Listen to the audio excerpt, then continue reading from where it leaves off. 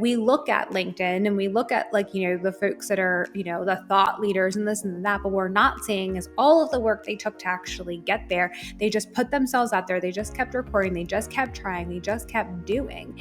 And so, okay, maybe you're not going to hit it out of the park your first 10 times, but the 11th time could be that time. So if you know in your gut that what it is that you're doing is worth it and what's best for the organization, for your learners, keep trying, and that's a huge lesson in and of itself. Hello and welcome to the Making Better podcast, where we talk about how to make ourselves, our teams, and our organizations better. Whether you are a business leader, a talent development professional, or an individual contributor, this show will give you actionable insights to help improve your own performance and the performance of those around you. Our guest today is Vanessa Alzate. Vanessa is the founder and CEO of Anchored Training, a digital media development company that helps create e-learning, online videos, instructor-led training, and more. I've been following her on LinkedIn for quite a while and noticed that she recently started talking a lot about how to apply the lessons of TikTok videos to training. This is something that I'm really passionate about, and so I wanted to have her on to discuss. In today's episode, you can expect to learn what makes short form content so successful, how to convince subject matter experts to cut down the length of training, and what are some of the core concepts that you need to focus on in order to make your training as engaging as a TikTok video. Before we get into the discussion, I do want to remind you to hit like and subscribe if this is your first time to the show. And if you were already subscribed, then if I could please ask, please, to share this show with just one other person, because that, after all, is how we grow. I can't tell you how much it means to me. And so with that, let's get into the discussion with Vanessa Alzate. So I want to start with a simple question, Vanessa. Do you have a favorite TikTok creator? Yes, Miss Excel. 1000%.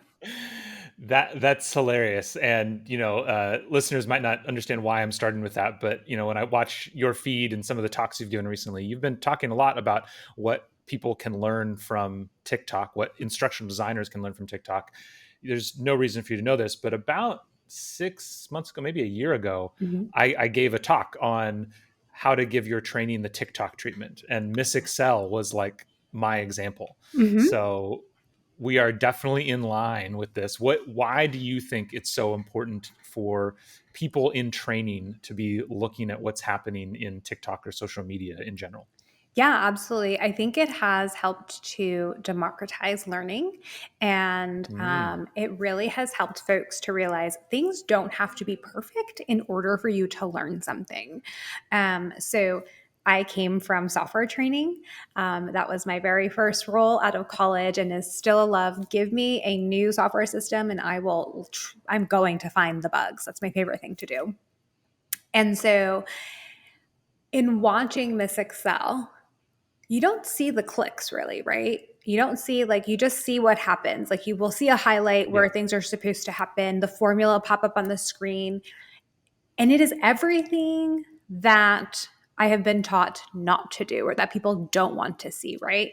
People want to see the mouse moving across the screen to hit the button. They actually don't care about that. TikTok has proven to us they don't need to know that. What they want to know is what are the steps. And that's why I love it. And anybody that can make Excel seem fun to me is that's my people. That's who I need to talk to. I need to know more about what's your magic with something, as what we think of as so mundane. Everybody knows how to use it as Excel, but it's really not, as widely used. I've been experiencing this hardcore recently with PowerPoint on YouTube and YouTube Shorts, because the nice thing about it, like you said, it doesn't take the time. You see what happens, but it's not very clearly following everything. But what you see is the result. At least that's what I see really clearly when I'm like, wow, that slide, you made that in PowerPoint? What? That's crazy. That looks so good. And it inspires me to want to learn more. And maybe I don't get everything I need in that 60-second video, but it inspires me to dig deeper and to follow that account and watch it again and see that same thing in an expanded version. So it's it gets me in the funnel almost from a sales point of view. So what do you think, you mentioned that it really showed you, some of these accounts are doing everything that you were taught not to do. Yeah. Could we go through that a little bit more of like, Yeah. how do people start to make this transition of thinking like a creator when making training? Yeah. So for me, I think when you think of a creator, your end goal often is the viewer. And you want to make this so relatable that they continue to follow. It feels like you're walking alongside of them. Whereas from a instructional design perspective, we don't do that as well. I think our Hmm. intentions are to do that, but we'll start things with welcome to Excel 101.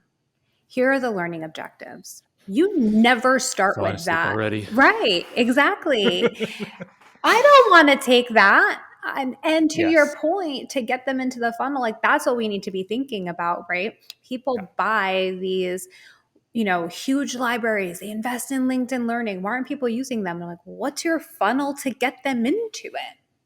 Right. Yes. And that's Yes. where these Yes. TikTok things can happen. And, you know, when we talk about, I talk about repurposing content, TikTok Yes. style, right? I'll take my longer training, I'll chop it up, and then that's what I'm going to entice people to come in with. And that's what Yes. people are going to recall and remember. So I think there's those parts of it. And for me too, it's the reminder when I watch a TikTok video, there's all of them have three things: a hook, something that got me to want to watch it. It's got its content and it's got its call to action. That's the magic formula. And that's the formula that we need to be following, right? So, like, I just went Mm. through this training, and we usually end with a thank you and congratulations, not a call to action like, okay, what am I supposed to do with this? Right? What's my next step? And so, if we can Mm. start to build those things in, people can start to feel a little bit more empowered to take action on what they just learned. Yeah. So breaking that down a little bit. So I love those kind of three things that you mentioned. And so the first thing is thinking about the end user and like, why would they want to take this at all? Mhm. That's like kind of a first lesson that we can really learn from creators in getting that hook, getting them in, Mhm. so that because we're competing with all of these creators, so we Mhm. need to like learn those lessons and see what's making them successful. So having a clear hook of what you're going to bring them in for. The second thing I heard is repurposing. And I love that. I think, yeah, I mean, especially in any organization which has Slack, this is kind of, it really mirrors that idea of learning, getting more connected with marketing and thinking Yeah. about things from a marketing perspective of, yeah, I love doing that exact same thing. How do you take the longer training, create a 30-second highlight reel or something, some kind of thing, and drop that in a Slack channel so that Mhm. it kind of gets people interested. So there's, how are you going to hook them is number one. There's, how do you repurpose to like get the word out there Mhm. of this training. And then it sounded like, what was the third thing you mentioned was having that clear call to action Mhm. of making sure there is a direct link. Do you have any examples of how you've seen this done successfully, of how you've transitioned from one thing to another thing? Yeah. You mean utilizing like TikTok videos? So, And maybe not even TikTok videos, but just like these premises of yeah. what makes good TikTok videos and applying them to training. Yeah, absolutely. So we do. We've had customers that we just look to reframe how it is that they're learning, and how it is that they're delivering content. And so we work with a lot of membership organizations that provide educational content, certification programs, things like that. The thing about them is, especially with our most recent case, they may be the most well known in the industry. However, they cannot rest on their laurels, if you will, of like, well, we're the most well known. We Yeah. constantly have to evolve how it is that they're engaging their learners because and how they're delivering their content. So it's so lecture based. And it was hours and hours of like Mm. live stream lectures, and it's all medical information. So like wow, that's a lot of content to just be Yeah. delivering talking head style. And so what we started doing is, chatting with them and recommending, here are some ways that you can break up the content, right? Instead of giving folks everything, let's give it to them into those bite-sized chunks. So similar to like TikTok style videos, like just like maybe not 30 seconds, but like we're talking about 5-minute videos, 20, 15 Yeah. minutes over, as opposed to like their 3-hour training they take now.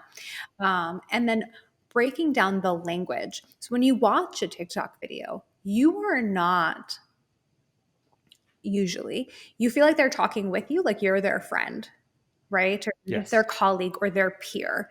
You don't feel talked down to. And so that Yes. is what we're talking about with our customers too, is how do we reframe our language? So again, it feels like we're walking alongside with them. As opposed to talking to them or at them. So just taking Yeah. those short steps really does help get people to feel like I can do this. This is training I'm actually going to stop and pay attention to because it is different. Because and I feel empowered to do something. The other thing I will say is if you told me probably before 2020, if a customer said we need to create videos, immediately I'd be like, okay, I'm going to have to find actors. I need the right lighting. I need the right camera and this and that in order for it to be this perfect situation to record. TikTok videos, some of the best ones are not perfect. It might just be someone with a very, a plain background or in their car gives the best lighting. So they really, videos can happen anywhere. What truly matters, what people care about is the content. So if you start to pull and you think about those nuggets, it helps you to reframe and relook at when it is that you're writing. Like what is the phrasing? What is the wording that I'm using? How am I talking to folks? What is that voice? And then am I breaking it down enough for someone to be able to understand in these little these snippet moments? Yeah, that I think that's great advice. Yeah, and I mean, geez, the amount of power that is in just a cell phone these Mm-hmm. days. Your standard smartphone in terms of production ability is out of control. And if Yeah. and then if you spend $300 on a little rig that has a shotgun mic and a light thing, then you've got a movie studio. Yeah. I'd love to break down. I imagine you've gotten some pushback on some of these things Always. from folks. And I'd love to kind of look at a few of the points that you made individually and how you approached that kind of change. One on just breaking the content down into smaller chunks and kind of trying to approach this idea that it doesn't need to be a 3-hour lecture. What pushback did you get about that idea, and how did you change minds? Hmm. Well, how are they going to know everything if I don't give them all of the information? I'm like, well, Yeah. it's called scaffolding learning. We're going to build the blocks and we're going to give them little pieces because then in the same breath, they'll say to me, the people that are taking the training don't have time. They're very busy. If they want to take an asynchronous or watch a video, they're doing it in between seeing patients. I'm like, well, what doctor do you know has 3 hours in between patients? My best friend's my doctor. I get a little bit more time, but she's like from one room to another. So we've got to really talk about meeting our learners truly where they're at and helping the learning to fit in. And we can build that, if you think about their own education, you didn't get all of the information up front.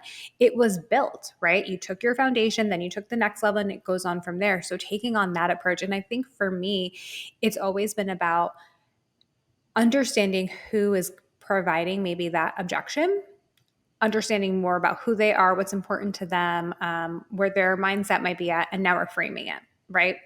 And we're framing it in a way that they can understand. So when I was, talking to these stakeholders, well, they're doctors. Okay, well, I can lean back into how they probably got their education and was able to relate it there. So they were able to physically relate what it was like for them. And now they're able to put themselves in the mindset of their learners. Yeah, it sounds so that feels like a key component right there is getting them out of the shoes that their own shoes, the shoes that they were in and how they received everything, Mhm. and trying to put them in the shoes of these news people. Because I'm guessing if you just I feel like one of the simplest questions, whether us as instructional designers or the subject matter experts, is just simply like, well, would you want to watch this? Mm-hmm. Like that's got to be a pretty easy question to get people to maybe think like, maybe I wouldn't. Do you have people say like, well, they have to anyway? Is there kind of those hardliners Oh yeah, I that mean there's definitely folks that just are like, well, this is how it's always been done, hasn't failed us yet. And it depends on who they are, whether or not we can skirt around that. And then Mhm. sometimes, and I'll get people that will ask, like, okay, well, we want to do this. What happens if someone says this to me? And I just say, okay, well then you don't have to go and eat the elephant, right? You can start small. So start with something small in your team, Yes. build up the case, build up the data, build up the results on your own, like Yeah. in a smaller scale, and then you go back and you present it. And what Yeah. they really are is truly, we don't, no one, none of us love change. I mean, I do actually. I thrive in chaos and change. So, like, I don't put myself in this category. However, most people don't like change. They don't like doing something new or being outside of their comfort zone. And that's really what you're dealing with. So if you can show Yeah. people that it actually works, like, and that they don't have to be the early adopter because someone else is, and now they're Yeah. following a plan or a template of how to do it, they're way more comfortable. Yeah, that I think that sounds right. There's always more problems to solve. There's always more stakeholders, and so there is a level of just like, well, let's not try to win this battle right now. Let's go somewhere else for whether it's a different project, a smaller project that we can try to have some wins on. Mm-hmm. When do you? And maybe there's not a clear answer to this. When do you decide it's to stop pushing back, right? When you say, hey, we want to do this new thing, and then you want to have a conversation and see, when do you decide, okay, this person's kind of setting their mind, so we're just going to kind of go with what they want this time and see if we can have some wins somewhere else and then bring that data back for the next project. I think it varies from person to person, from Yeah. Yeah. organization to organization. That's like, you knew I was going to say that. That's a stereotypical answer. It depends. It depends. How much is it going to cost to create this e-learning? Well, it depends. um, I would say I don't honestly push as much as people think that I do, I love because it. I think you pushing too much will end up any sort of like social capital or political capital you have with that person. If you push too much, Yeah. you will lose it. So I Yeah. give it a couple of shots, maybe three, uh, you know, baseball rules, and then I'm out. I'm not going to push them, and I don't Yeah. want to make someone ever uncomfortable. Yeah. So I go about it that way. But what I will say, Matt, that's been very interesting for me lately is this huge disparity between who's asking for TikTok related training, or like, how do I do this? Or like, we want to do more of this, versus our, individual contributors. People that are Hmm. coming to me saying, I want to do this, they're all senior level stakeholders. There's obviously like some individual contributors and frontline folks, Uh-huh. but a lot of people, a lot of VPs, CEOs, CLOs are coming to me and they're saying, we need to do things differently. And I'm telling my team we need to do things differently, but I'm getting the same stuff back. And so Interesting. it's been, yeah, it's I've noticed it more probably the last 2 months, that Hmm. we're kind of adjusting some of our sales strategy at Anchored, and just some different conversations I've been a part of very recently. But that's been a very interesting disparity. So I'm like, where is the disconnect actually happening, and how can I help to fill that gap for them? Yeah. Have you gotten anywhere with kind of understanding that disconnect? Hmm. Is it a time? I mean, I'm sure again, I'm sure this depends. But are you primarily seeing like, is it a time thing where people don't feel like they have the time to do something different? Is it a skill thing? Is it a trust thing where Hmm. maybe they don't feel like they can really go and do that thing? I would say it's all three. Okay. So it's Okay. definitely a skill thing, and just not being able to really think outside the box. It's not necessarily also an understanding. So I got a big objection I get is, well, we can't use TikTok. We're government or like security. Got it. So that is a Yeah. trying to understand kind of that you don't need to use that. It's pulling the inspiration, is definitely another Yes. one. So it's definitely all three, That makes and it that just makes sense. depends. Yeah. Mhm. Yeah. Okay. That makes sense. Okay. So then going back again to this idea of different things, different reframes and the pushback that you're getting. What Hmm. about this idea of it doesn't need to be perfect and trying to convince people to, I mean, the back of so this is like my new Better Everyday shirts. And on the back, it says, just launch it, because Yeah. that's my whole thing that I'm always trying to convince people. It's like, stop trying again, stop editing, just put it out there. What kind of pushback do you get when you say, actually, you don't need actors, you can do it yourself, you don't need a whole production crew? What kind of pushback do you get on that? Yeah. There is some pushback on the level of, but it's going to be different than what we're totally used to, or, like our current Hmm. training programs and things like that.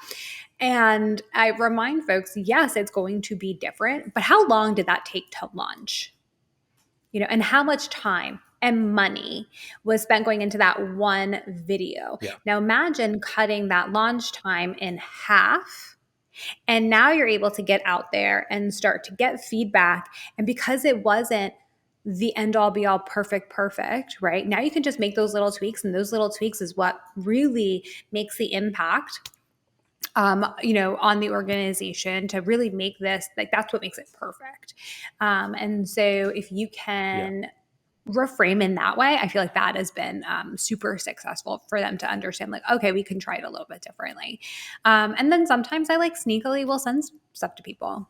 I'm not above sending an Instagram reel and Mm. just being like, did you learn something? Was it perfect lighting? Was it a little blurry or Hmm. shaky? Yes, but you still learned something. So it Hmm. can be done for you too. Yep. Yep.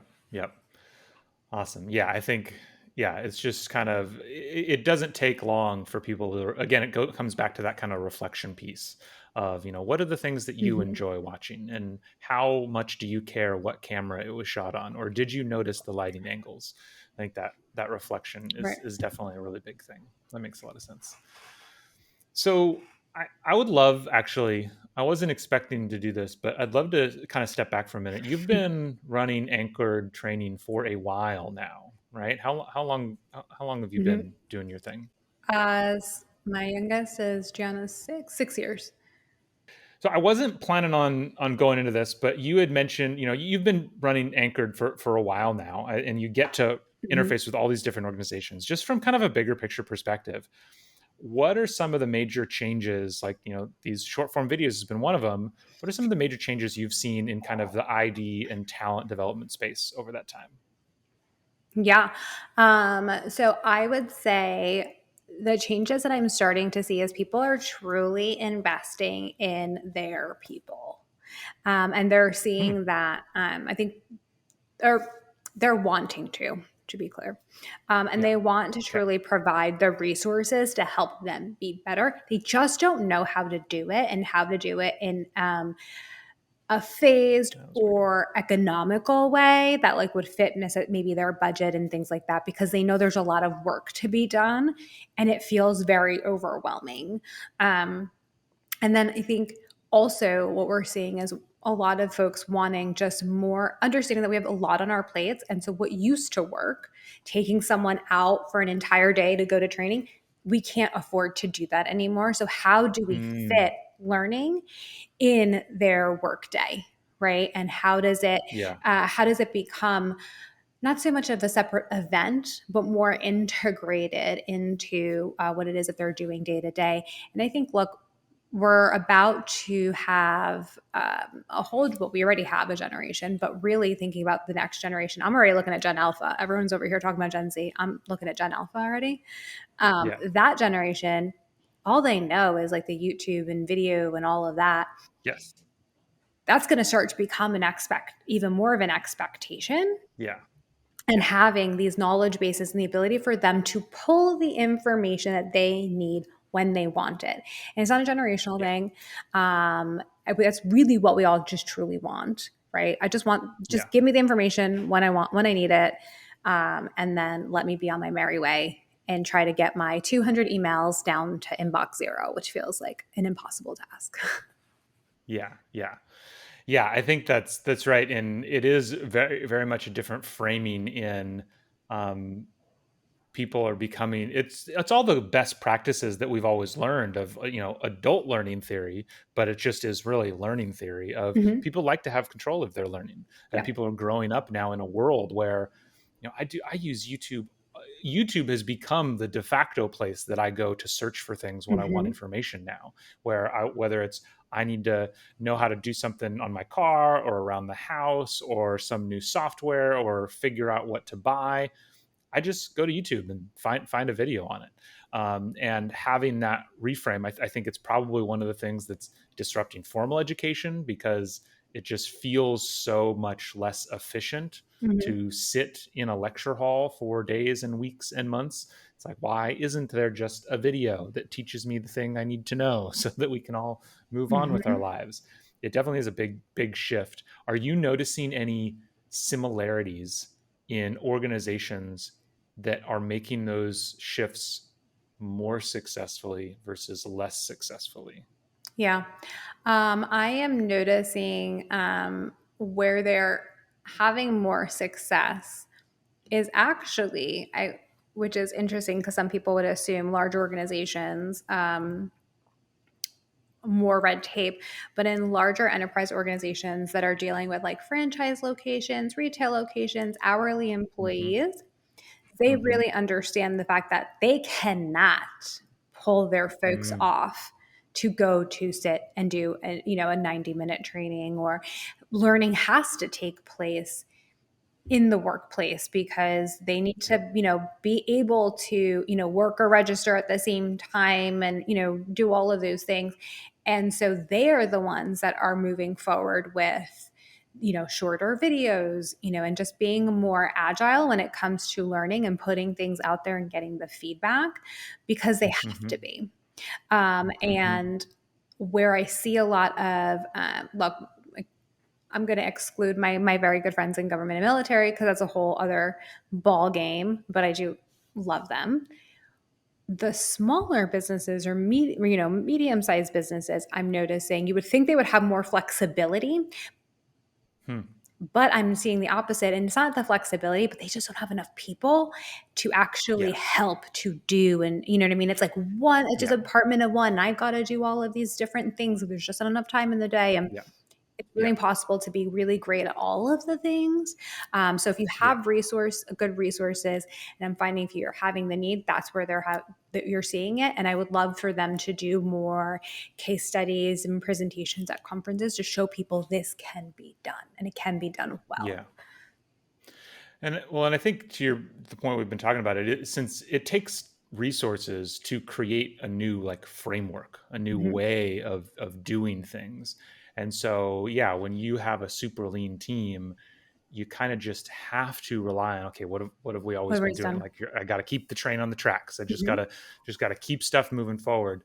Whereas, yeah, even if the whole organization doesn't immediately shift, if you have a larger company, you can afford to say, okay, you go figure this out, Yes. go do some research, do some testing, figure out an action plan of what would be our new way of doing this, and then come back and we'll see if we can incorporate it into the whole team. So yeah, that Hmm. makes sense, and that there is kind of a level of resourcing that is required to Yeah. try to make this happen. It makes a Hmm. lot of sense. And it's, I'll be honest, it's a whole reframe of, from an instructional design perspective, like how I write, to fit more of this style when I'm walking alongside someone. That's a reframe, and thinking Yeah. of if I'm going to create something that's more of a marketing piece for what I'm developing, that's a different language I need to be using. So it definitely takes time for people to do that and practice. Like I was not good at writing TikToks before. It took practice, and then you just get better at it and you just keep doing more and more and it gets better and better. And sometimes I can film a TikTok in 5 seconds, which is really fun. Yeah, it is definitely it's a habit, it's a Yeah. skill, it's a different thing, and it's it's so bringing it back to the kind of the beginning of like it really does change what you want to focus on as well. I was just listening to a really great interview with Jimmy Donaldson, Mhm. also known as Mr. Beast. Mhm. For Yeah. anybody listening that doesn't know who Mr. Beast is, he's which is probably a lot of people who don't know who he is, but he is by far the largest YouTuber on the planet. His videos regularly get over 200 million views per video. He's absolutely huge. He's been, creating for over a decade. And in this interview, he said he still doesn't believe he fully realizes just how important the title and thumbnail of a video are. You know how much he Like spends on every, them? yeah, it's over $2 million. $100,000. Yeah. Yeah. So What's for that? one thumbnail, he'll spend $100,000 on a Yes. thumbnail. Yes, exactly. And for a video, he's spending $2.5 million Oh on a yeah. video. But I think it's interesting just in terms of this idea of he'll finish a video and he says still just like, man, the title and thumbnail just are really important. And if you think about, again, the small tweaks of how we do things and the process of how we do things, how much time do you spend thinking about the title of a course you're putting into your learning management system? Ooh. That's so true. Especially, we have to pull off, right, any of the requirements, because that's where people are like, well, it's required. They have to take it. But there's a lot of other training that's not required, but we want people to take. And that's the training that actually matters. And that's what's going to move the business forward. So you're so right. There needs to be a business. Obviously now AI could probably do this, but there needs to be a business on like naming things and like naming courses and making them like fun and engaging, because that for me can be the hardest part. I 100% agree. I spend a lot of time just like, I'll go to Mr. Beast's YouTube or different YouTube channels and I'll just like scroll through and like look at the titles and look at the thumbnails and like, what's going on here? And they don't match. Because which is always, and like that's something also that we need to pay attention to, right? Like the cover does not need to be exactly what the title is. 100%. 100%. Yeah. And so it's because, at least the way I've done it, the way I think most people do it, is you spend all this time creating the course, you're going to publish it, you're going to put it in a learning management system, and it's like, okay, so let me you just come up with a title, write a quick description, say it's done. Yeah. But in this, I think that's just such a small but important example of the reframing that has to go into it, of, again, thinking about how can we take lessons from these creators and apply them to the learning world.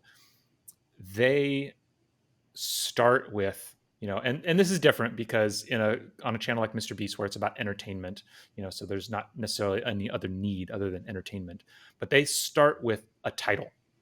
What's the title that we're going to use? And then once they decide, okay, this is a great title, only then do they make a thumbnail.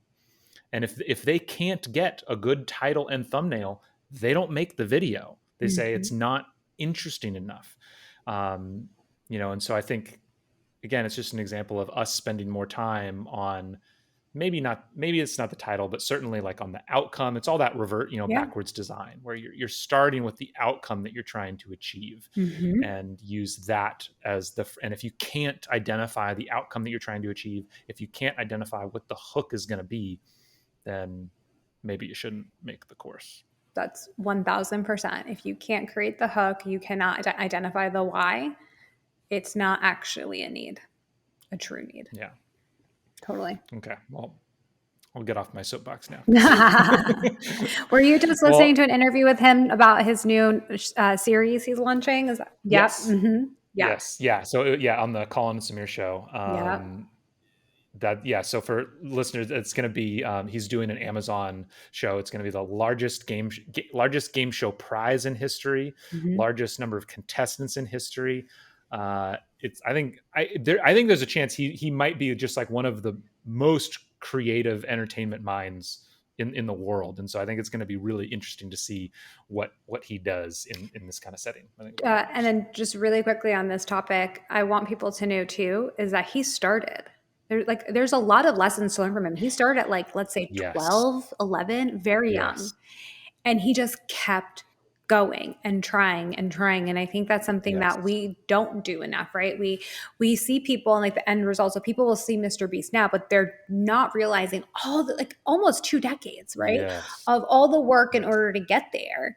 So we look at LinkedIn and we look at the folks that are, the thought leaders and this and that, but we're not seeing is all of the work they took to actually get there. They just put themselves out there. They just kept recording. They just kept trying. They just kept doing.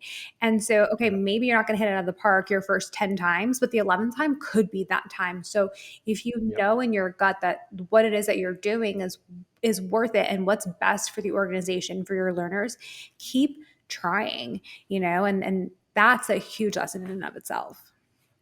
100%. He is the ultimate example of the 10-year overnight success. Yep. Because he has been, there's a lot of good lessons there. Mm-hmm. Well, I think that's a great big picture idea of a hopeful idea to kind of kind of bring this to a close. And so like the last question that I always like to ask that's of a similar vein is, if the show is called Making Better, if you could snap your fingers and change one thing to make the world better, what would it be?